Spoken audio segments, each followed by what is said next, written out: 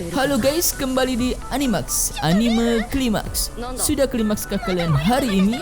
Karena kali ini kita akan bahas kelanjutan dari Ansatsuki Zoku, yang tentunya bikin kalian tetap klimaks, max.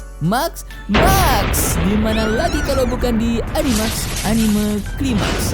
Tapi sebelum itu kita intro dulu.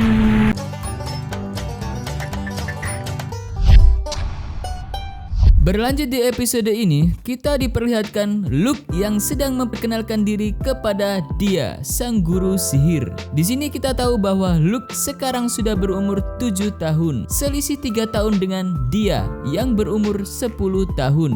Dia, sang guru sihir, mempunyai waktu untuk mengajari Luke ilmu sihir selama 2 minggu ke depan. Di latihan pertama, dia memberikan batu for, yang mana batu itu mempunyai sifat menyimpan mana atau energi sihir guys. Batu ini digunakan dia untuk mengukur energi sihir Luke. Di saat Luke memegang batu tersebut, alangkah kagetnya dia melihat kekuatan sihir Luke yang sangat dahsyat terkumpul di batu tersebut. Banyaknya bukan main guys, sampai tumpeh-tumpeh.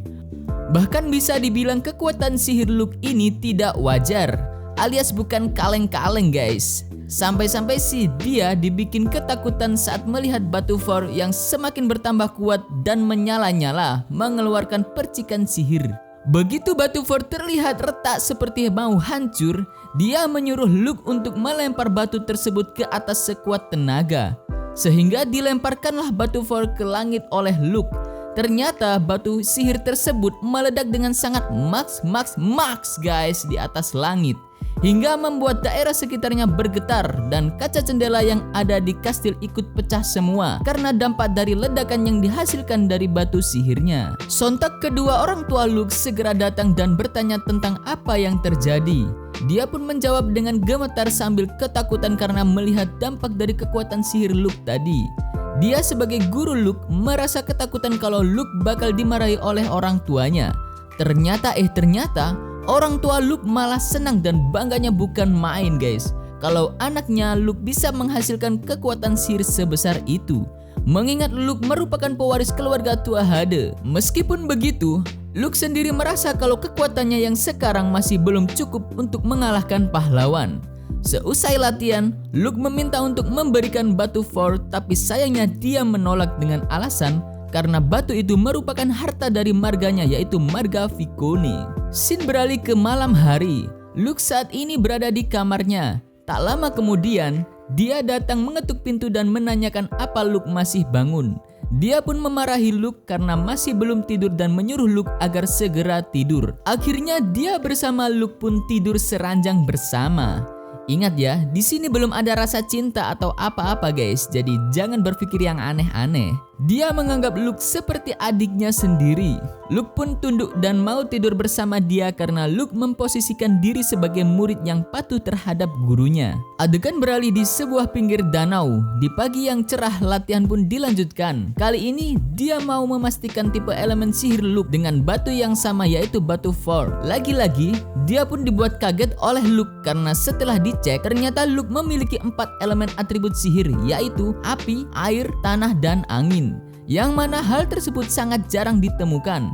Tapi hal ini sangat mungkin guys, karena mengingat Luke bukan orang biasa, melainkan utusan sang dewi dari dunia lain. Balik ke topik, dia mengajari Luke cara menggunakan energi sihirnya. Awal mula dia mengajarkan cara mengubah elemen mana agar bisa memakai mantra sihir. Dia pun membantu Luke merasakan perubahan elemen mana menggunakan tubuhnya dengan menyentuh tubuh Luke. Begitu Luke bisa merasakan perubahannya, Luke pun berhasil mengubah elemen mananya dengan menerapkannya pada batu for sehingga batu itu berubah warna. Di saat yang sama, tiba-tiba muncul tulisan-tulisan sihir di dalam pikiran Luke. Dia mengatakan kalau Luke berhasil mempelajari mantra sihir. Dia pun mencontohkan bagaimana cara merapalkan mantra sihir dan keluarlah sebuah batu. Di saat Luke mencoba merapalkan mantra, dia tercengang melihat Luke langsung bisa meniru apa yang dicontohkan oleh dia.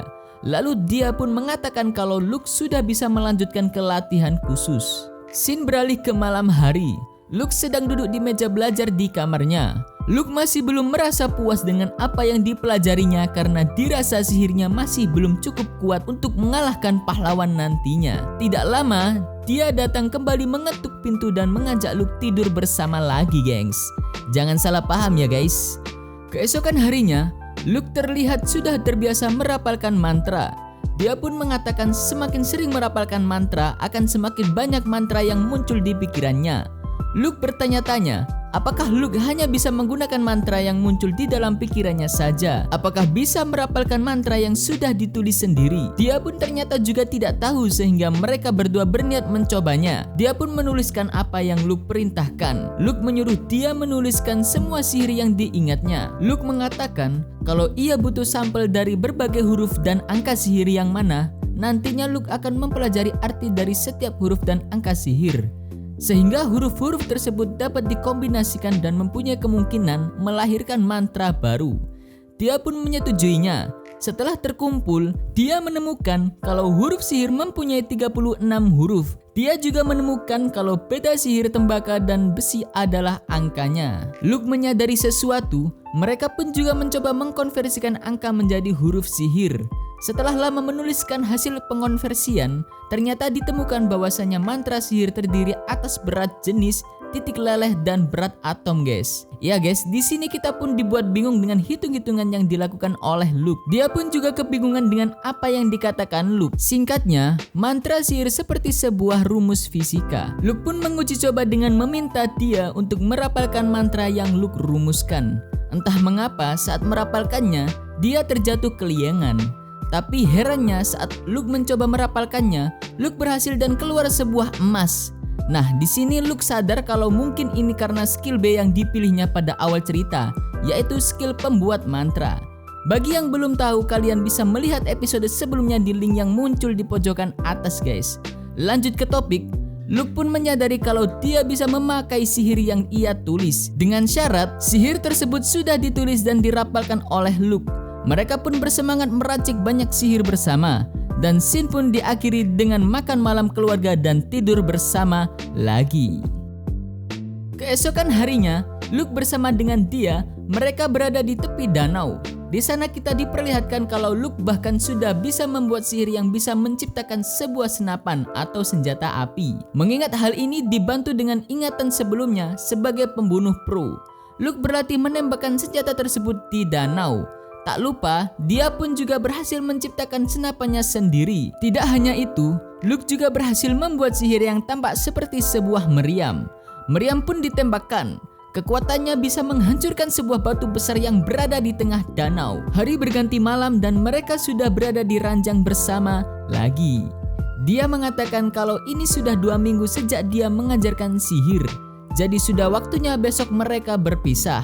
Mengetahui hal tersebut, Luke berdiri dan merapalkan sebuah mantra yang menghasilkan sebuah pisau indah dari titanium, yang mana pisau ini sangatlah tajam dan tidak mudah rusak ataupun berkarat. Pisau ini diberikan kepada dia sebagai kenang-kenangan atau hasil kerja keras mereka selama 2 minggu ini. Dia pun sangat bahagia dan dia membalasnya dengan memberikan Luke kalung batu Thor. Luke pun berjanji untuk bertemu kembali dia di saat dia sangat ingin bertemu Luke alias kangen, guys. Scene diakhiri dengan janji jari kelingking dia dan Luke. Besoknya, dia pun sudah dijemput kereta kuda yang mengantarkannya kembali ke rumahnya. Mereka pun berpisah di sini, guys. Seusai kepergian dia, ayah Luke berencana memberitahukan kebenaran dari keluarga tua Hade pada Luke. Hari berganti sore, Luke dan ayahnya sedang berada di dalam kereta kuda yang berjalan mengarah ke suatu tempat, yaitu penjara, di mana di sana adalah tempat penjahat seluruh kerajaan yang dijatuhi hukuman mati dan dikumpulkan untuk dieksekusi. Ada juga yang dimanfaatkan untuk kepentingan medis. Akhirnya mereka tiba di penjara tersebut. Sambil berjalan, Luke bertanya kepada ayahnya kenapa ayahnya ragu menyuruh Luke untuk membunuh. Padahal Luke bisa dijadikan sebagai alat pembunuh. Dan ayahnya menjawab bahwa karena kita bukanlah alat, melainkan kita adalah manusia. Kemanusiaan adalah senjata yang dibutuhkan dalam pembunuhan. Hal ini membuat Luke terdiam sejenak. Di akhir perjalanan, mereka sampai di suatu ruangan eksekusi yang dituju oleh ayah Luke. Sang ayah langsung memerintahkan Luke untuk membunuh penjahat atau tahanan yang berada di ruangan tersebut. Di sini tahanannya merupakan seorang wanita yang sedang menangis, meringik, memohon belas kasihan dari Luke.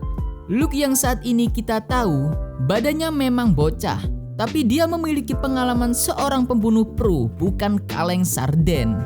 Luke pun tanpa ragu sedikit pun menebas tangan si tahanan eksekusi. Terus, setelah tahu tangannya tertebas, sifat si tahanan tiba-tiba berubah drastis, memaki-maki Luke dan mengeluarkan kata-kata kasar. Luke berkata kalau eksekusinya tak akan sakit sehingga sang tahanan akan mati seketika. Lalu sros, Luke pun membunuhnya menggunakan pisau sihir yang dibuatnya sendiri. Dan episode 3 pun selesai. Oke, sekian dulu pembahasan anime kali ini. Semoga kalian sehat selalu dan banyak rezekinya. Dan jangan lupa untuk subscribe, like, and komen di bawah ya guys, karena komen kalian sangatlah berarti untuk perkembangan channel ini. Oh ya, kalian juga dapat request anime apa yang mau dibahas selanjutnya, yang tentunya tetap bikin kalian jadi klimaks, max. Thanks for watching and stay trot.